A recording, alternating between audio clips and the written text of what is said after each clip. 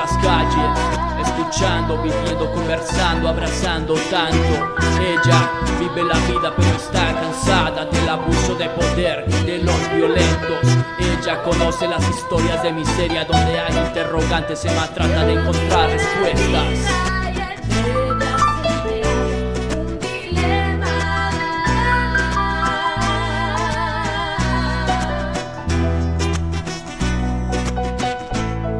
Respuestas para dilemas. Emma tiene un dilema, serie radial para la visibilización de los derechos humanos y la construcción cotidiana de alternativas, una producción de la Corporación Educativa Combos. Proyecto financiado por la Diputación Foral de Guipúzcoa. Hoy presentamos Renunciar al femenino para ir a la guerra, la historia de Marta.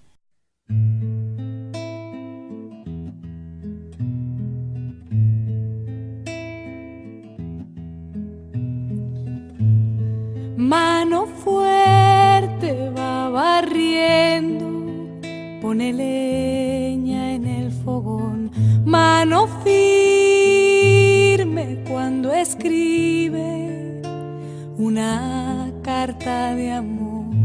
Manos que tejen haciendo nudos, manos que rezan, manos que dan. Ay, yo quiero mi casa, me quiero ir. Vea, culicagada, usted quiso venir libremente al monte. ¿Qué creía? ¿Que era jugar? No, señora, es de chillar a ver y vaya a coger guardia. No. Marta, despierte. Marta, despierte, es un sueño.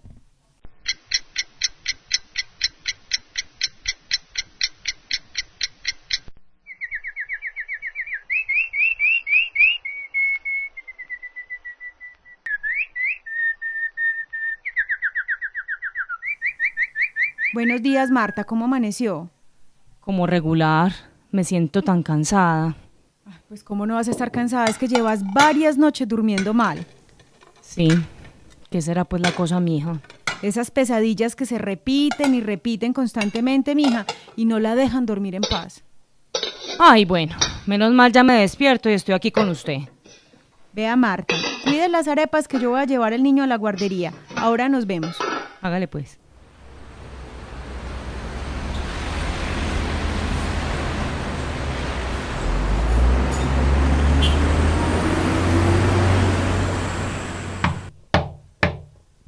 Buenos días, doña Sonia. ¿Cómo amaneció? Ay, buenos días, doña Emma. Pues regularcito nomás. Vea, aquí le traje al mono. ¿Se porta bien? Chao. Chao, monito. Entre doña Sonia, se toma un cafecito y me cuenta cómo van las cosas. Todavía tengo un par de minuticos antes de que lleguen los otros niños.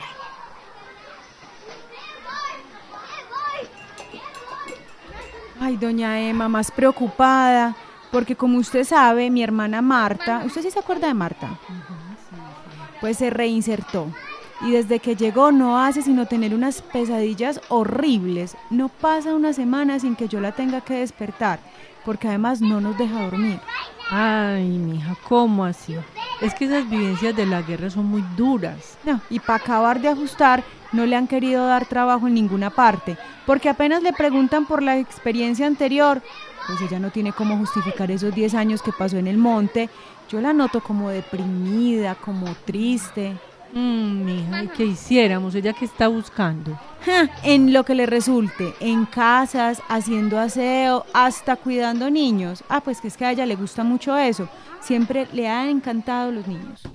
Pues vea, doña Sonia, yo tengo que salir el viernes a hacer unas vueltas y estoy buscando quien me reemplace y pues yo le pago el día.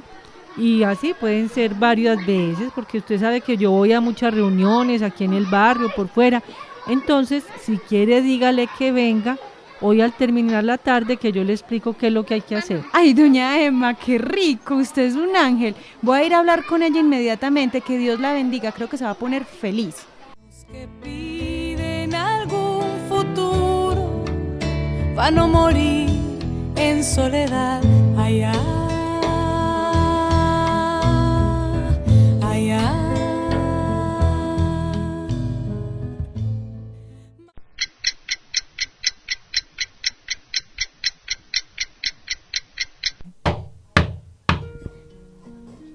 Hola, doña Marta, ¿cómo está? Ay, pues contenta doña Emma con venir a ayudarle y a estar con los niños, así por ahí derecho me distraigo. Sí, mija. Doña Sonia me contó que no le está pasando muy bien, que digamos. Ay, doña Emma, es que me siento como mosco en leche. Es que yo todavía no me acostumbro a esta nueva vida. Ya hasta se me había olvidado que es dormir en un colchón, comer decentemente y no tener miedo. Con decirle que todavía cuando camino miro para todos los lados a ver si vienen por mí o me van a disparar. Sí, mija, le entiendo. Le provoca un tintico. Bueno, doña Emma, pero no le quiero quitar tiempo. No, mija, ya todos los niños se fueron y así yo también me tomo un respirito, descanso un poquito. Y cuénteme, mija, ¿usted por qué decidió irse por allá para la guerra? Es que yo estaba muy joven y apenas tenía 13 añitos.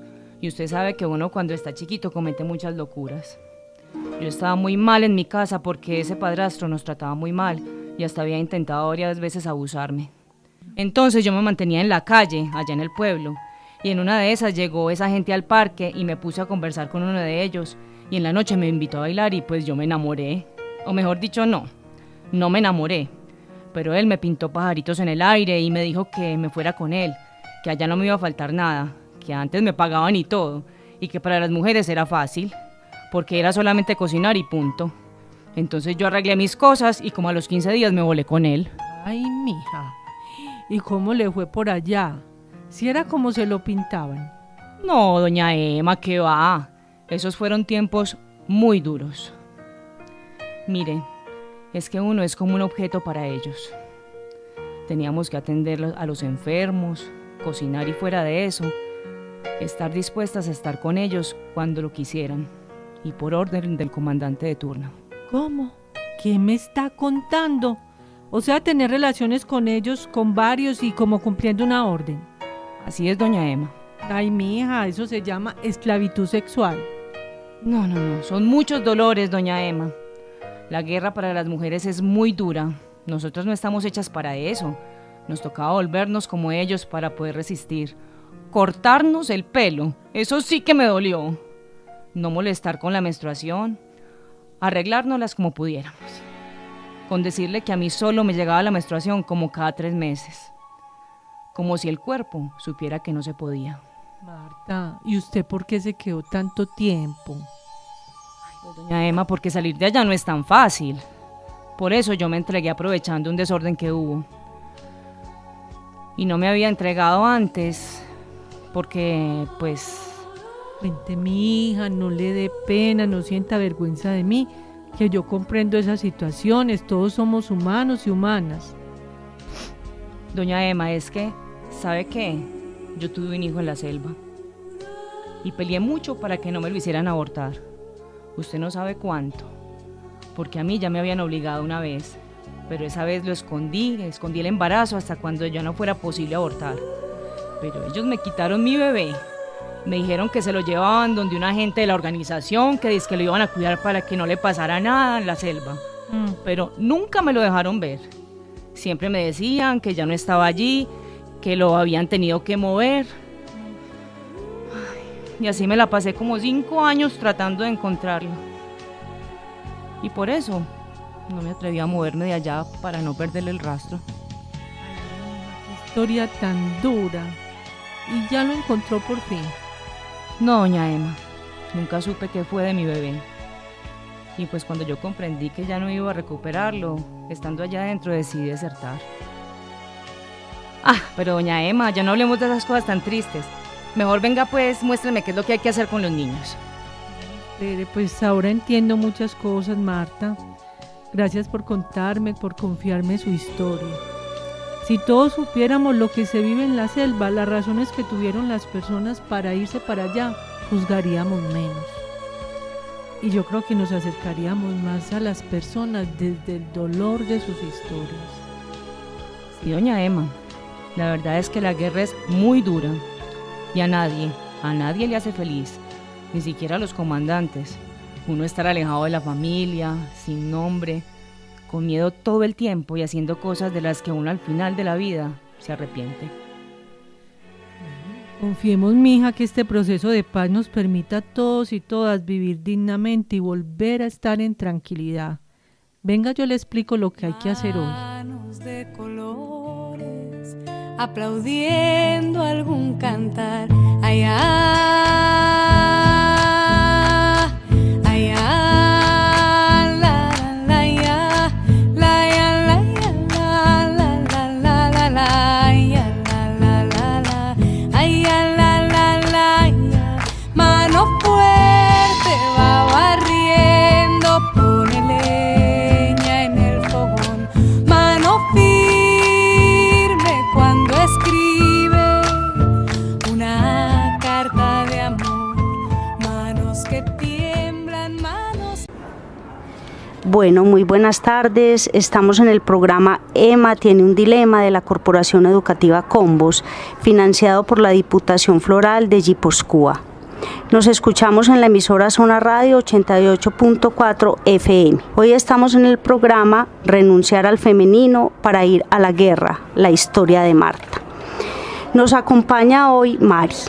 Vamos a conversar con Mari un poco sobre su experiencia. Ella es una mujer que estuvo vinculada a un grupo armado, ya no lo está, entonces es de todo nuestro interés escucharla. Yo quiero preguntarte, Mari, ¿por qué llegaste a estar en un grupo armado? Cuéntanos un poquito tu historia. Gracias.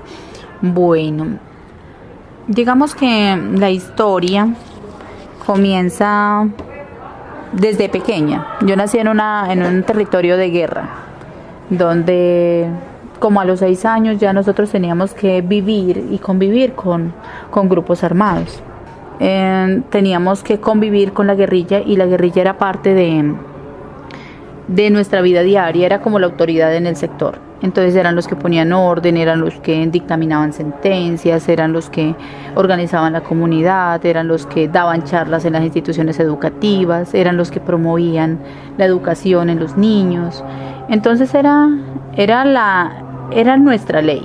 Es decir, nosotros crecimos en un territorio donde no se conocía otra ley. Digamos que las cosas se complicaron como en el año 2007, que empezaron a ingresar los grupos paramilitares, porque en ese tiempo llegaron y se volvió una guerra campal, absoluta, donde los paramilitares llegaban, prendían candela a las casas con la gente adentro, donde violaban a las mujeres, donde pues nos hacían muchísimas cosas, entre esas en ese tiempo.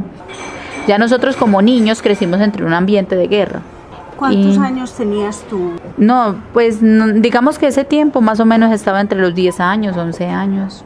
Llegaron los paramilitares en una de esas tantas incursiones y mataron a mi hermanito.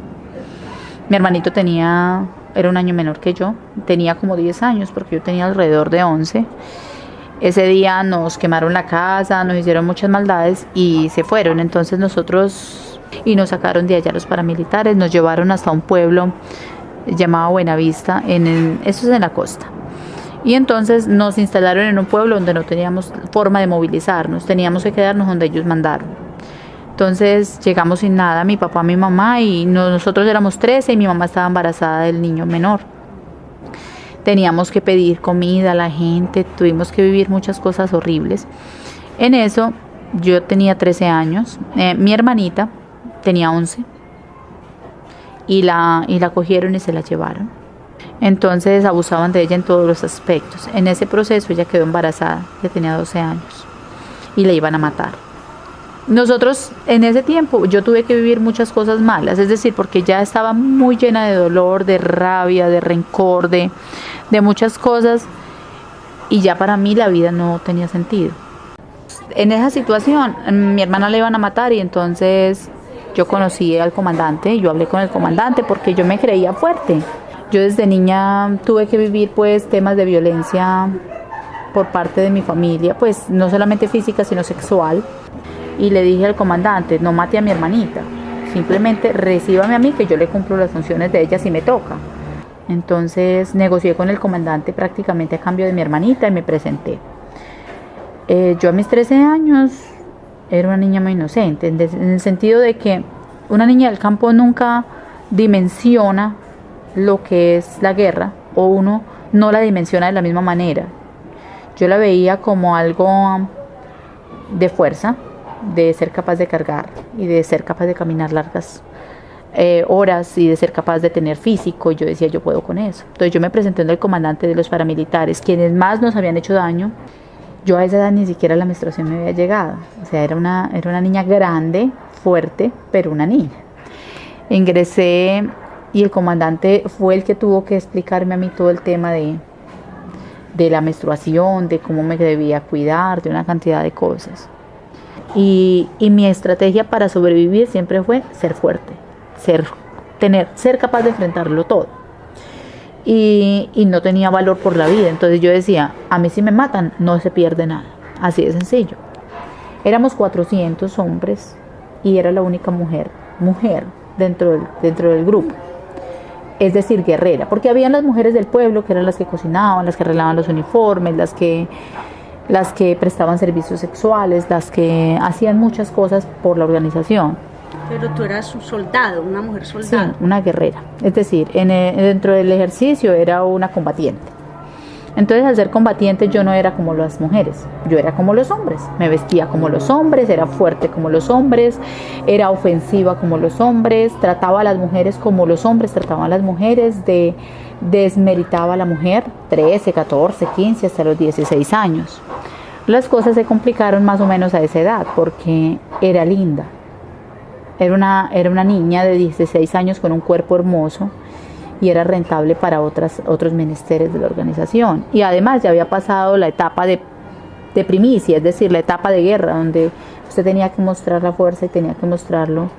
Ya después de 4 años usted es veterano en la guerra y ya le tienen que respeto por ser veterano. Entonces, la misma organización dijeron hay que escalarla a otras cosas, entonces ya necesito que sea escolta del comandante. Entonces en esa escolta del comandante ya llegaba un político poderoso y tocaba ir a atender al político. Y en ese entonces ya llegaba el coronel, el mayor de la policía, del ejército, y tocaba ir a atenderlo y tratarlo bien, entre comillas, para que hagamos negocios. Como le manifesté desde el principio, nunca había vivido algo mejor. Entonces no lo sentía como algo que me vulnerara, porque yo sentía que yo había nacido para hacer eso, para enfrentar la vida de esa manera. Ser víctima de abuso sexual a los 16 o a los 17 para mí no era tan grave, porque igual había sido víctima de los 6 años. Usted no sabía si yo tenía otro derecho. Yo pensaba que eso nos tocaba a las mujeres y punto. Alrededor de los 18 años quedé embarazada de un policía. Entre las tantas funciones, vaya y necesito que encarrete a los policías para que se encarten con usted y deje pasar la droga o deje pasar lo que necesita el comandante que pase. Y pues como todo grupo armado, una niña hermosa no se puede dañar el cuerpo porque daña a la organización con un bebé. Pero yo no estaba dispuesta a perder a mi bebé. Entonces me quedé callada y no les contaba a ninguno. Hasta que ya tenía casi 5 meses, que ya la barriga pues no se me pudo ocultar más. Entonces tuve que hablar con el comandante. Me hicieron el juicio de guerra por deslealtad a la organización. Entonces tenían entre la opción de matarme o dejarme vivir con el bebé. En ese juicio de guerra, unos comandantes se pusieron de mi parte porque ya casi todos me conocían y sabían que nunca les había fallado. Y sabían que era una mujer fuerte y que me iban a imponer unos castigos por haber incumplido a la norma, primero. Y segundo, cuando naciera el bebé miramos qué hacíamos con el bebé. Entonces nació el bebé y yo le dije al comandante que no, que me pusiera de urbana con él, para que yo pudiera estar cerquita del bebé. Y digamos que con el tiempo uno adquiere cierta influencia con los comandantes y siempre cierta credibilidad. Entonces él me decía, no, quédese, hágale. Entonces me colaboró. Cuando el bebé tenía como 6 meses ya no podíamos más, me tenía que desprender del bebé.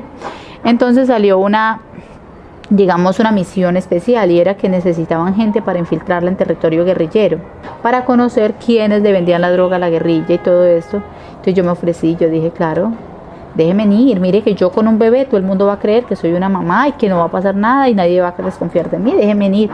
Y era como mi estrategia para poder estar con mi bebé, que yo decía, claro, es que para mí lo primordial era poderle dar pecho a mi bebé hasta que cumpliera 2 años.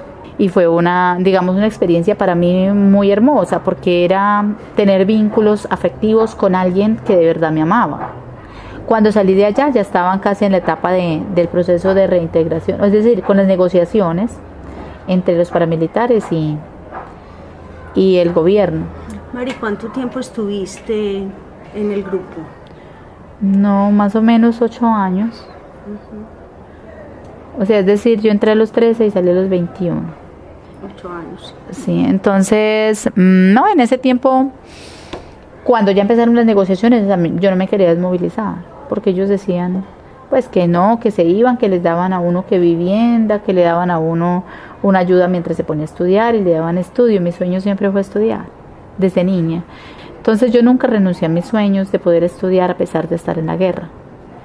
Cuando el comandante me decía, yo decía, no, pero es que yo irme a que el gobierno me juzgue. Yo siempre tuve ese miedo. Pero él nos convencieron de que eso no iba a pasar. Y sí, me presenté apenas se dio la oportunidad, llegó el proceso de reintegración, yo me presenté más por mi bebé, porque yo decía que bueno, qué rico estar con mi bebé, que nadie me lo iba a quitar. Entonces me acogí al programa y a finales del 2005 nos desmovilizamos. Después de ese tiempo, llegamos al momento de las movilizaciones y nos dijeron, bueno, cada uno tiene que escoger para dónde se va, porque para ese lugar hay que mandarle los beneficios. Y para mí fue uno de los dilemas más grandes, porque yo nunca había salido del sector donde yo nací, que era montaña. Yo nunca había ido al pueblo, nunca había ido a una ciudad, nunca nada. Yo no conocía nada de la vida a la que me iba a enfrentar. No, yo lo máximo que había ido era al pueblo, y en el pueblo lo máximo que se veía era una camioneta. Allá a duras penas llegaba la luz. Entonces, habían muchos que decían que Medellín, vámonos para Medellín, para Medellín. Y todo el mundo decía para Medellín, entonces yo fui y les dije que para Medellín. Entonces listo, llenaron los papeles, nos entregaron una muda de ropa, entregamos todo lo que teníamos y nos salimos con una muda de ropa y 300.000 pesos que nos dieron ese día ya. Y dijeron, váyase. Mari, ¿y no pensaste nunca ir donde tu familia, buscar a tu papá, a tu mamá? No, en esos 8 años no tuviste relación con ellos. Yo no iba porque mis papás viven todavía en territorio guerrillero. Y entonces si yo voy allá los hago matar a ellos. Porque ellos, obviamente, si una paraca vino hay que matarlos porque son cómplices. Y además de eso, mi papá me detestó, mi mamá también, porque ellos decían que si no me había bastado con todo el daño que les habían hecho, que si yo también tenía que aportar. Entonces ellos me juzgaron por eso. Entonces no fue tan fácil decirles, no, yo quiero ir, y además no se podía, porque si yo iba me mataban allá. Entonces yo me vine para Medellín. Después de eso, salimos hasta el pueblo, nos llevaron, y ahí nos tiraron. Nadie fue por nosotros, nadie nos trajo. Entonces preguntando, yo me vine para Medellín, pero yo no sabía cuánto valía el pasaje. Cuando llegué a Medellín, llegué con 60.000 pesos. Y llegué aquí y fue más difícil de lo que yo pensé, porque yo venía con un bebé y sin nada. Entonces yo llegué aquí a Medellín y me senté en la terminal y no sabía para dónde irme. Entonces había un señor, un viejito ahí, yo le dije que yo venía desplazada y que no sabía para dónde irme. Y yo lloraba en las noches con mi niño porque el niño lloraba de frío y no tenía con qué arroparlo. Entonces fueron tiempos, yo digo que para mí la llegada a la vida civil fue lo más doloroso que yo haya tenido que vivir en toda mi vida. Entonces llegamos y bueno, me daba vergüenza decirle a alguien que eso me estaba pasando.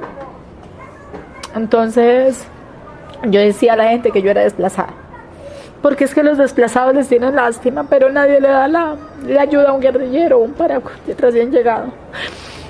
En los desmovilizados hay que esperar un mes para que vuelva a llegar la ayuda, y justamente ese mes no nos llegó la ayuda. Entonces, sin embargo, mi proyecto era estudiar. Yo pensaba que estudiando todo lo solucionaba.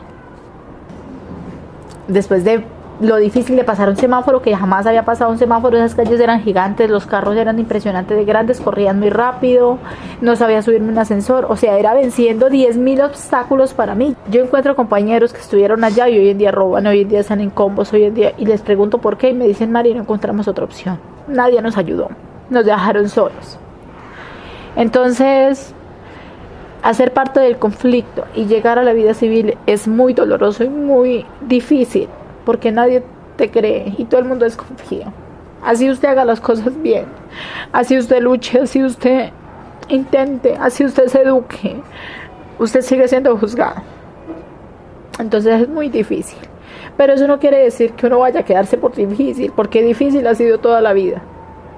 Entonces, hoy yo estudié, soy profesional, me gané una beca que para mí fue impresionante porque fue una beca que me gané por mérito. Me gané una beca, estudié una carrera profesional, soy técnica administradora de empresas, soy profesional en administración de empresas y he trabajado todos estos años, hasta gratis, en temas de trabajo social. Hay tiempos que me pagan, hay tiempos que no me pagan, pero yo sigo trabajando porque es que hay muchas personas que como yo nadie les dio una oportunidad. Y hay muchas personas que como yo, alguien le abrió la puerta y estoy viva y estoy bien y estoy con futuro por esas personas que creyeron en mí. Mari, y después de haber vivido esa experiencia, ¿tú cómo ves ahora el proceso de negociación con las FARC? ¿Qué piensas de esos diálogos? ¿Cómo lo ves?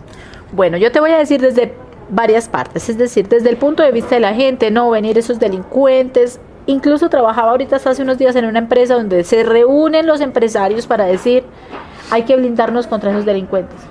Y se reúnen, hay que contratar polígrafos, hay que buscar antecedentes, hay que consultar las bases de datos de desmovilizados porque no podemos recibir esa gente en nuestras empresas porque vienen a podrirnos las empresas, a extorsionarnos y es una cantidad de miedos.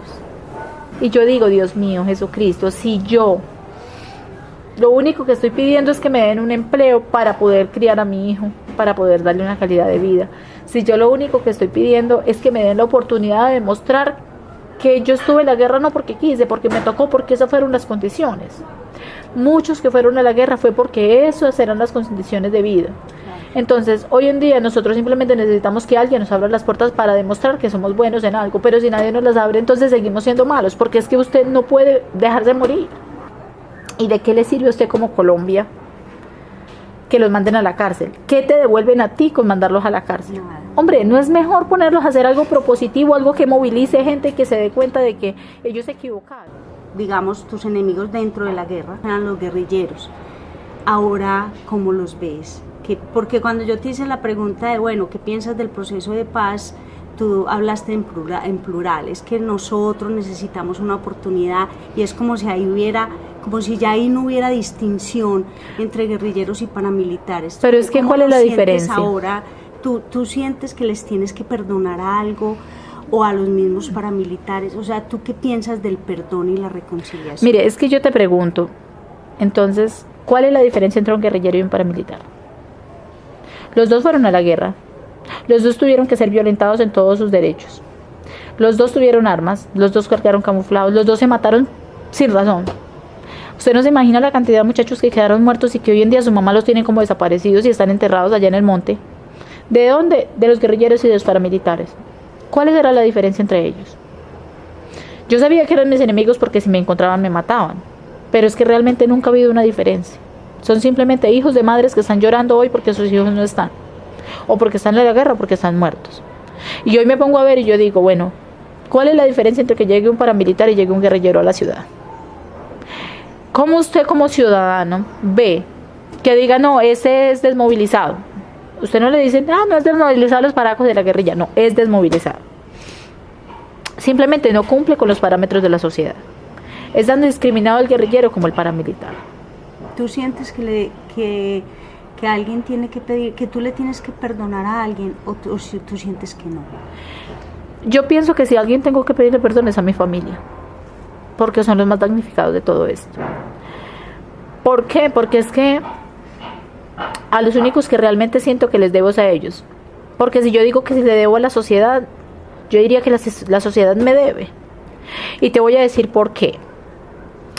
Porque es que nosotros, yo era una niña y alguien tuvo que haberme cuidado y nadie lo hizo.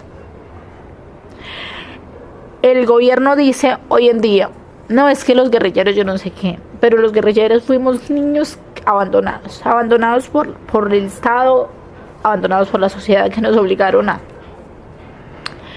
Entonces, esta sociedad está como está porque la misma sociedad la está construyendo. Les digo yo, dentro de mi proceso con las empresas, y les digo, venga, ustedes se quejan de los que vienen y les extorsionan, pero ¿qué está haciendo usted para que esos que están allá no estén allá? Es que si usted no le abre la puerta a un posible desmovilizado que quiere salir adelante, usted se le está cerrando y le está diciendo venga por las malas. Porque es que realmente las personas buscamos las cosas o por las buenas o por las malas.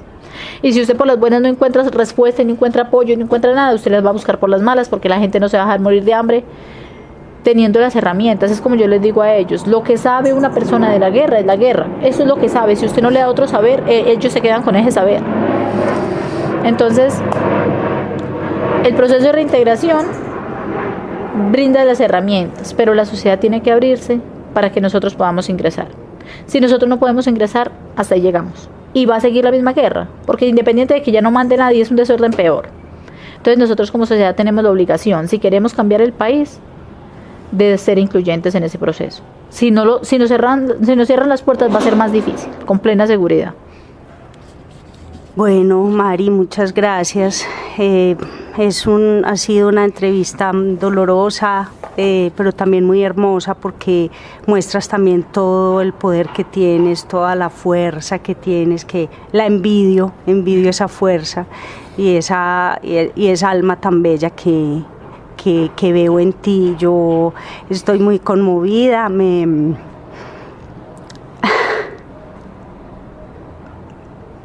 creo que vale mucho la pena contar realmente la verdad de lo que hay detrás de la guerra. La guerra no es solamente un asunto de que los que se están matando allá, esa guerra está hecha de seres humanos, de apellidos y nombres concretos, de historias de familias, y yo creo que es un deber también de la sociedad civil, de la sociedad, mostrar lo que realmente hay detrás de la guerra. Te doy las gracias por la desnudez, por atreverte a contar la historia, y porque siento que ese es un trabajo político también que tú estás haciendo.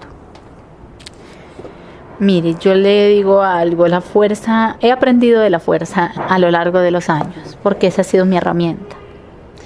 Y la fuerza, cuando era pequeña, era de alzar cosas, y cuando fue a la guerra era de ser capaz. Y ahora es de no dejar que esto se quede ahí. Es decir, esto no puede seguir así, nosotros tenemos que cortar con esos problemas.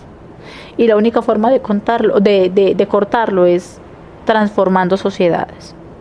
Y mi misión es, si de algo me sirvió esta experiencia, es para demostrarles a los muchachos que esa no es la forma de llegar un día a hacer algo, sino que hay otras formas, y nosotros como sociedad tenemos la obligación de garantizarles a ellos que se puede lograr sueños y se puede lograr alcanzar su mayor fuerza sin tener que coger un arma. Bueno, Mari, muchas gracias.